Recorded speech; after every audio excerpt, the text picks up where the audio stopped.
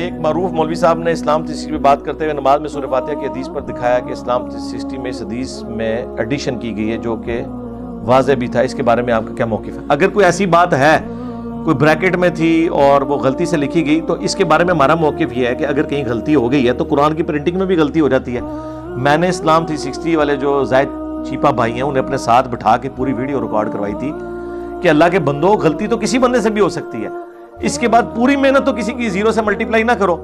قرآن کی پرنٹنگ میں صفحے آگے پیچھے لگے جاتے ہیں تو اس کے بعد آپ کیا کہیں گے؟ قرآن کی پرنٹنگ بند کر دو، یا جنہوں نے پرنٹ کیا ہے ان کے خلاف آپ احتجاج کریں گے. اس کی بجائے وہ انہوں نے اینڈ پہ لکھا ہوتا ہے ہر قرآن کے اینڈ پہ کہ اگر آپ کو غلطی دیکھیں تو ہمیں انفارم کریں، ہم نیا نسخہ آپ کو بھیجیں گے. تو اسلام 360 بھی ایک انسانی کوشش ہے. ٹائپنگ مسٹیکس ہو جاتی ہیں، کلیریکل مسٹیکس ہو جاتی ہیں.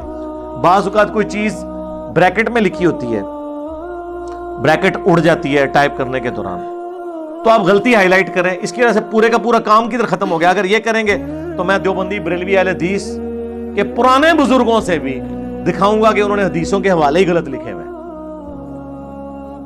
اور صدیوں سے چھپتے آ رہے ہیں اسی طریقے سے. وہ حدیثیں ان کتابوں میں موجود ہی نہیں ہیں،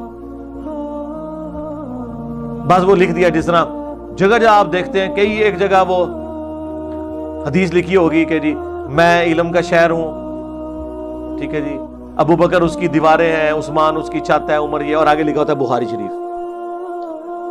یہ تو دنیا دی کسی حدیث دی کتاب میں روایت موجود نہیں. ہاں یہ ہے ترمذی میں حکمت کا شہر ہوں، علی اس کا دروازہ ہے. اس کی سند میں کلام ہے لیکن اپنے متن کے اعتبار سے حدیث ٹھیک ہے. باقی تو گھاڑ کے بنا لی اور آگے بخاری شریف بھی لکھ دیا کولوئی.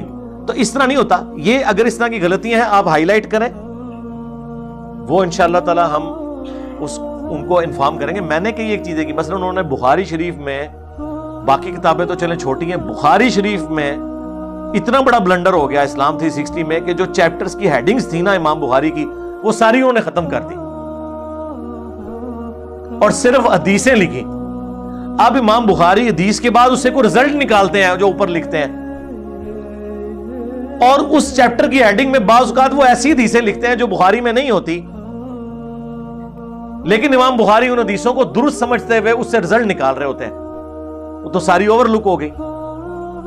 مثلا صحیح بخاری میں امام بخاری نے چیپٹر کی ہیڈنگ میں یہ حدیث لی ہے کہ حضرت عمر فاروق رضی اللہ تعالیٰ عنہ نے ایک پاگل شخص کے بارے میں کوئی حد جاری کر دی تو مولا علی نے سیدنا عمر سے فرمایا کہ کیا آپ کو معلوم نہیں ہے کہ اللہ تعالیٰ نے 3 لوگوں سے قلم اٹھا لیا، ایک مجنون، دوسرا سویا ہوا شخص اور تیسرا نابالغ.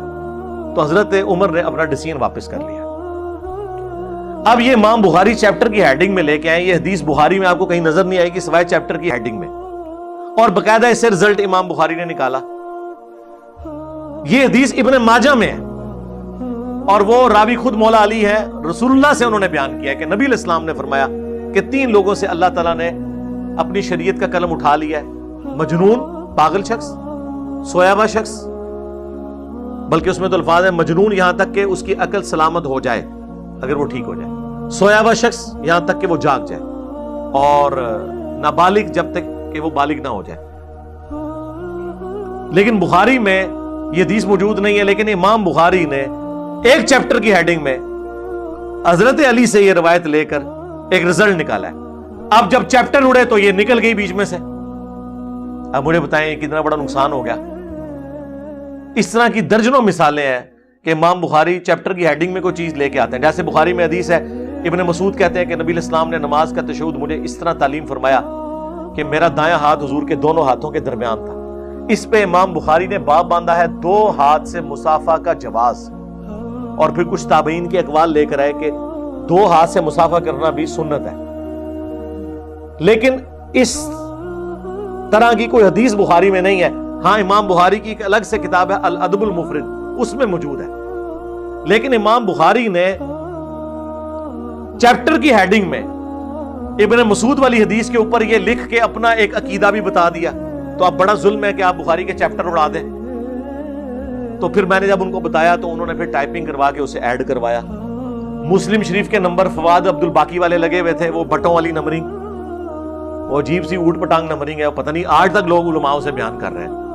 یہ آج کے اس ماڈرن دور میں اس طرح کی نمبرنگ بیان کرنا کہ 5 یا 6 طرق حدیث کے آئے اور سب کو ایک ہی نمبر لگا ہوا ہے بٹوں کے ذریعے، اس کی بجائے کنٹینیوس نمبرنگ ہو۔ دارالاسلام نے بخاری مسلم کنٹینیوس نمبرنگ میں شائع کیا، بخاری تو ہے ہی کنٹینیوس تھی، مسلم کنٹینیوس ہے، تو پھر میں نے ان کو کہا کہ آپ کنٹینیوس نمبرنگ ڈالیں، ادروائز تو یہ پرابلم کھڑی ہو جائے گی۔ تو پھر مسلم شریف کے ہم نے نمبر درست کروائے۔ ابھی المستدرک للحاکم بھی ایڈ ہو چکی ہے، مسند احمد تو پہلے آ چکی تھی، پشتو ترجمہ آ چکا ہے، اب آہستہ آہستہ امپروومنٹ آ رہی ہے۔ مولوی کہتے ہیں پیچ کھود دو، ایک کام نہ کرو،